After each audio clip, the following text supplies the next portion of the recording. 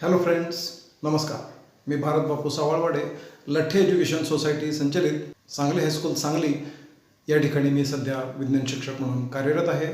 माझ्या भारत सावळवाडे सायन्स अकॅडमीमध्ये मी सर्वांचं स्वागत करतो.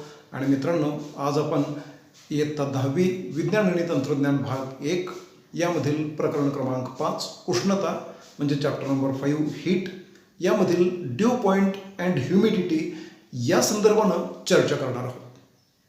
मित्रांनो, आपल्याला सर्वांना एक साधं सोपं विज्ञानातील तत्त्व माहिती असेल की एखाद्या पदार्थाला उष्णता मिळाली, एखाद्या द्रव्याला उष्णता मिळाली तर त्या द्रव्याचं आकारमान वाढतं, म्हणजे it's volume goes on increasing.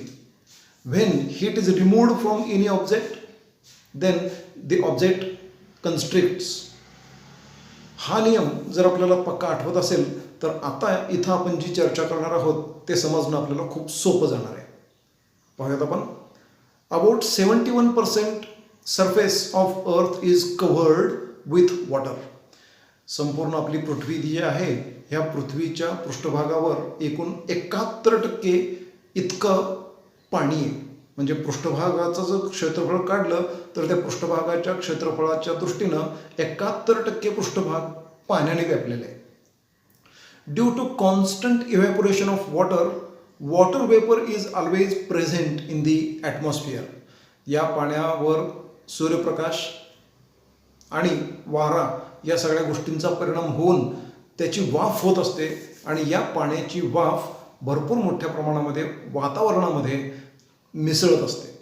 The amount of water vapor in the atmosphere helps us to understand the state of daily weather. तर हवेमध्ये पाण्याच्या वाफेचं प्रमाण नेमकं किती आहे यावर आधारित आपल्याला त्या वातावरणाची किंवा तिथली ती जी काही हवामानाची स्थिती आहे ती स्थिती आपल्याला समजत राहत असते. The presence of water vapour in the air makes it moist. अर्थातच हवेमध्ये पाण्याच्या वाफेचं प्रमाण वाढलं तर त्याचं मॉइश्चर कंटेंट वाढत असतं, म्हणजे हवेला थोडंसं ते ओलसर करत असतं. The moisture in the atmosphere is called humidity. हवेतील ही जे काही ओलसरपणा आहे या हवेच्या ओलसरपणालाच आपण आर्द्रता किंवा दमटपणा असं म्हणतो. For a given volume of air at a specific temperature there is a limit on how much water vapour the air can content. म्हणजे एखाद्या विशिष्ट आकारमानाची हवा असेल तर त्या हवेमध्ये किती पाण्याची वाफ सामावून घेतली जाऊ शकते हे ठरलेलं असतं आणि ते विशिष्ट तापमानाला त्याची ती क्षमता असते. If the amount exceeds that limit the excess vapour converts into water droplets. जर त्या विशिष्ट तापमानाला विशिष्ट आकारमानाची हवा जेवढं काही पाण्याची वाफ त्याच्यामध्ये सामावून घेऊ शकते त्यापेक्षा पाण्याच्या वाफेचं प्रमाण जर जास्त झालं तर जादा झालेली पाण्याची वाफ तिथं जे काही पृष्ठभाग असतील त्या सगळ्या पृष्ठभागांवर जमा व्हायला लागतात in the form of water droplets. म्हणजे छोटे छोटे पाण्याचे थेंब या स्वरूपामध्ये ते जमा होत असतात. When the air contains maximum possible water vapour, ज्या वेळेला हवा त्या तापमानाला जितकी जास्तीत जास्त पाण्याची वाफ सामावून घेऊ शकते अशी परिस्थिती निर्माण होते त्यावेळेला त्या हवेला बाष्पसंपृक्त हवा असं म्हटलं जातं. It is said to be saturated with vapour at that temperature. The amount of vapour needed to saturate the air depends on temperature of the air. तर एखाद्या हवेमध्ये किती पाण्याची वाफ सामावली जाऊ शकते हे तिथं असलेल्या त्या तापमानावर अवलंबून राहणार आहे. If air temperature is low it will need less vapour to saturate the air. म्हणजे जर हवेचं तापमान कमी असेल तर अगदी कमी पाण्याच्या वाफेमुळे सुद्धा ती हवा बाष्पसंपृक्त होऊ शकते. त्याचं एक उदाहरण आपल्यासमोर या ठिकाणी दिलेलं आहे. For example, if temperature of air is 40 degrees Celsius, it can contain 49 grams of water vapor per kilogram of dry air without condensation. याचा अर्थ आपण नीट समजून घेऊया. 40 अंश सेल्सिअस तापमान आहे एखाद्या हवेचं, तर तिथं जर 1 किलोग्रॅम इतकी ड्राय एअर असेल तर त्या ड्राय एअरमध्ये 49 ग्रॅम वस्तुमान होईल इतकी पाण्याची वाफ त्याच्यामध्ये धारण करण्याची त्याची क्षमता आहे. If the amount of vapor exceeds this limit, the additional vapor will condense. आता ह्या 49 ग्रॅम पाण्याच्या वाफेपेक्षा जास्त पाण्याची वाफ जर त्या ठिकाणी येत असेल तर मात्र ती जादा झालेली जी पाण्याची वाफ असेल तिचं कंडेन्सेशन सुरू होतं, म्हणजे त्याचं संघननाची प्रक्रिया सुरू होते.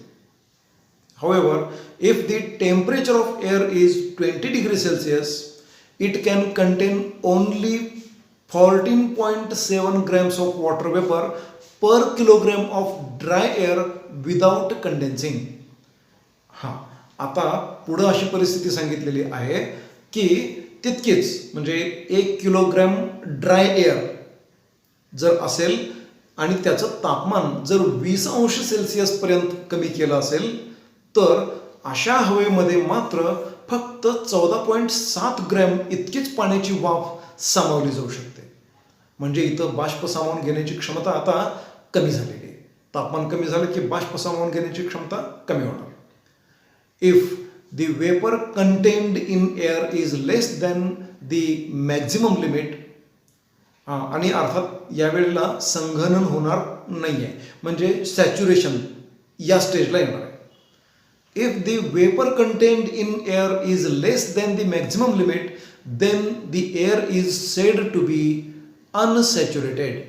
जर ही त्या विशिष्ट तापमानाला बाष्प धारण करण्याची जी क्षमता असते त्या क्षमतेपेक्षा कमी क्षमतेची पाण्याची वाफ किंवा कमी प्रमाणामधील पाण्याची वाफ त्या ठिकाणी जर त्या हवेमध्ये असेल तर त्याला अनसॅच्युरेटेड एअर असं म्हटलं जातं किंवा बाष्प असंपृक्त हवा असं आपण संबोधू शकतो. Suppose unsaturated air at a certain temperature is taken and its temperature is decreased, a temperature is reached at which the air becomes saturated with vapor. This temperature is called the dew point temperature. हां, आता आपण असं पाहू की एक unsaturated air घेतलेलं आहे, म्हणजे बाष्प असंपृक्त हवा घेतलेली आहे की ज्याच्यामध्ये पूर्ण त्या हवेची बाष्पधारण करण्याची जी क्षमता असेल त्या विशिष्ट तापमानाला त्याच्यापेक्षा कमी वाफ त्या ठिकाणी आहे. आणि अशा हवेचं तापमान आपण कमी करत न्यायचं आहे. आता तापमान कमी करत गेल्यानंतर तापमान कमी झालं की त्या हवेची बाष्पधारण करण्याची क्षमता कमी होणार आहे. आणि अशी बाष्पधारण करण्याची क्षमता कमी कमी कमी होत असताना एक तापमान असं येणार आहे की ज्या ठिकाणी त्या हवेचं बाष्पसंपृक्तीकरण पूर्ण होणार आहे, म्हणजे सॅच्युरेशन होणार आहे. आणि त्यानंतर मात्र आणखी तापमान कमी झालं तर तिथं पाण्याच्या वाफेचे जे कण आहेत त्यांचे ड्रॉपलेटमध्ये रूपांतर होण्याची प्रक्रिया सुरू होईल. आणि अशी ड्रॉपलेटमध्ये रूपांतर होण्याची प्रक्रिया सुरू झाली म्हणजेच दव जमा व्हायला लागतं. आणि असं दव जमा व्हायला लागण्याचं जे तापमान आहे त्याला दवबिंदू तापमान, जसं आपण गोठणबिंदू, विलयबिंदू असं म्हणतो, तसं या ठिकाणी ड्यू पॉइंट टेम्परेचर म्हणजे दवबिंदू तापमान त्याला मिळालेलं आहे असं आपण समजतो.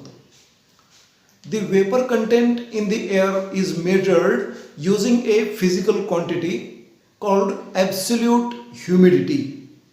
निरपेक्ष आर्द्रता ही एक संकल्पना या ठिकाणी आपण वापरणार आहोत. आता ही निरपेक्ष आर्द्रता नेमकी काय आहे ते आता आपण पाहूया. The mass of the vapor present in a unit volume of air is called absolute humidity. हा मुद्दा अतिशय महत्त्वाचा आहे. हा जरूर आपण लिहून घ्यायला हरकत नाही. एखाद्या एकक आकारमानाची जी काही हवा आहे त्या हवेमध्ये किती ग्रॅम पाण्याची वाफ सामावलेली आहे ते मोजायचं आहे आणि ते किलोग्रॅम पर मीटर क्यूब या एककामध्ये व्यक्त करायचं आहे. Generally the absolute humidity is measured in kilogram per metre cube. The feeling of humid or dry nature of air not only depends on the amount of vapor in the air, but it also depends on how close the amount is for making the air saturated with vapor. म्हणजे एखादी हवा ओलसर आहे किंवा दमट आहे किंवा कमी दमट आहे म्हणजे कोरडी आहे, हे कशावरून ठरतं? तर त्या हवेमध्ये त्या बाष्पाचं प्रमाण किती आहे इतकंच नाही, तर त्या सॅच्युरेशन पॉईंट जो येणार आहे म्हणजे बाष्प संपृक्त होण्यासाठीची जी अमाऊंट पाण्याच्या वाफेची असली पाहिजे त्याच्यात ते कितपत जवळ आहे याच्यावरून ती आर्द्रता किंवा त्याचा कोरडेपणा हा ठरवला जातो. It means that it depends on temperature of the air also. आणि अर्थातच ही आर्द्रता त्या हवेचं जे तापमान असेल त्या तापमानावर सुद्धा अवलंबून असेल. The ratio of actual mass of water vapour content in the air for a given volume and temperature of that required to make the air saturated with vapour at that temperature is called the relative humidity. Ratio घ्यायचा आहे कशाचा? पाण्याच्या वाफेचं प्रत्यक्ष वस्तुमान आणि त्या हवेचं आकारमान आणि ज्या तापमानाला ते सॅच्युरेटेड होणार आहे ते तापमान, ह्या सगळ्या गोष्टींचा विचार जर केला तर त्या विशिष्ट तापमानाला त्या दिलेल्या हवेच्या आकारमानामध्ये किती पाण्याचा मास, किती पाण्याचं वस्तुमान त्या ठिकाणी अस्तित्वात आहे यांचा रेशो घ्यायचा आणि त्यालाच आपण म्हणायचं रिलेटिव्ह ह्युमिडिटी. तर मग पर्सेंट रिलेटिव्ह ह्युमिडिटी कशी काढायची ते आपण पाहूया. तर रिलेटिव्ह ह्युमिडिटी म्हणजे हे अंश आणि छेद यांचा हा भागाकार, ठीक आहे. परंतु पर्सेंट रिलेटिव्ह ह्युमिडिटी आपण काढणार आहोत म्हणजे शेकडेवारीमध्ये काढणार आहोत. तर शेकडा सापेक्ष आर्द्रता कसा काढायचा तो आपण आता पाहूया. त्याला 100ने गुणावं लागेल. म्हणजे actual mass of the water vapour content in the air in a given volume of air divided by mass of the vapour needed to make the air saturated in that volume. तर त्या एक विशिष्ट आकारमानाला saturate करण्यासाठी जितकं काही पाण्याच्या वाफेचं requirement असते ती व्हॅल्यू छेदामध्ये घ्यायची, यांचा रेशो घ्यायचा आणि त्या रेशोला 100ने गुणलं तर आपल्याला पर्सेंट रिलेटिव्ह ह्युमिडिटी म्हणजे शेकडा सापेक्ष आर्द्रता आपण काढू शकतो. The relative humidity at the due point is 100%.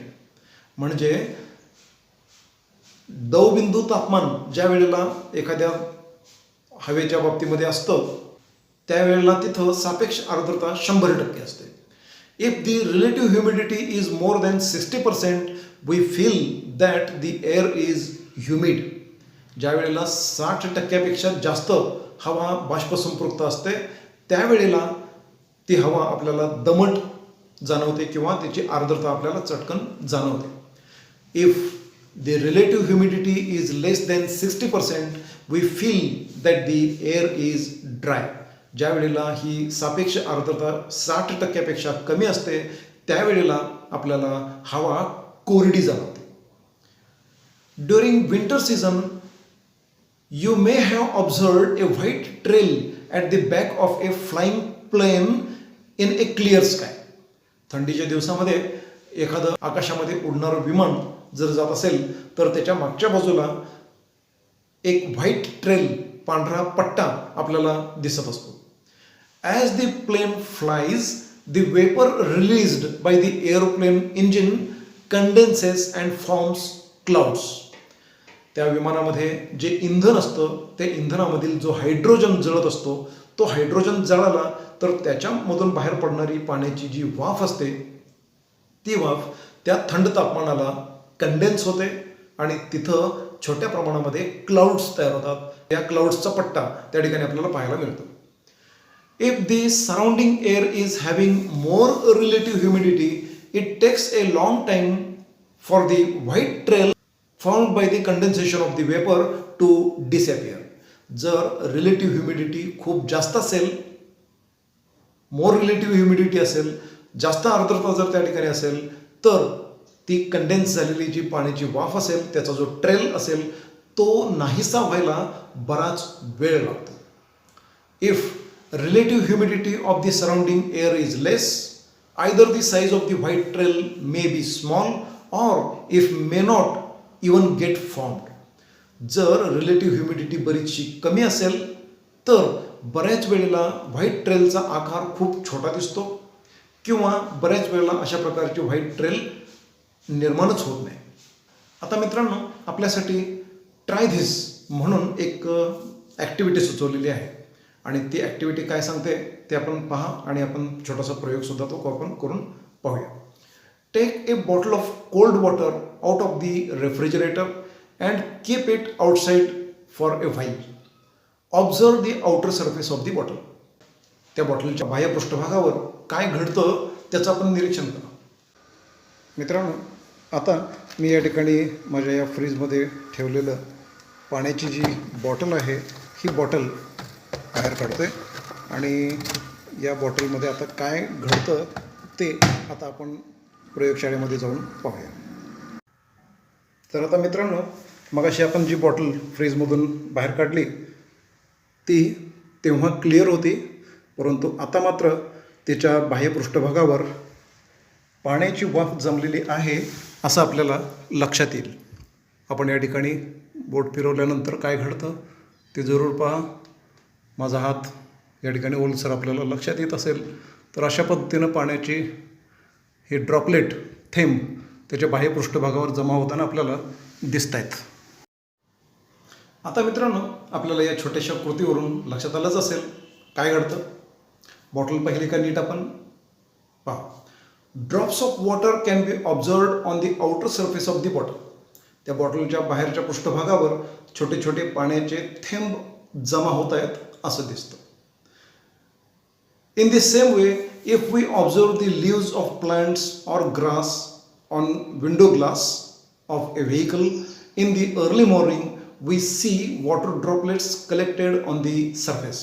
अशाच पद्धतीनं वनस्पतींच्या पानांच्या पृष्ठभागावर किंवा गवताच्या पृष्ठभागावर किंवा थंडीच्या वेळेला सकाळी आपण गाडीतून जर प्रवास करत असू तर गाडीच्या काचेच्या पृष्ठभागावर अशा प्रकारचे वॉटर ड्रॉपलेट्स जमा होत आहेत हे आपल्याला नक्की लक्षात आलं असेल.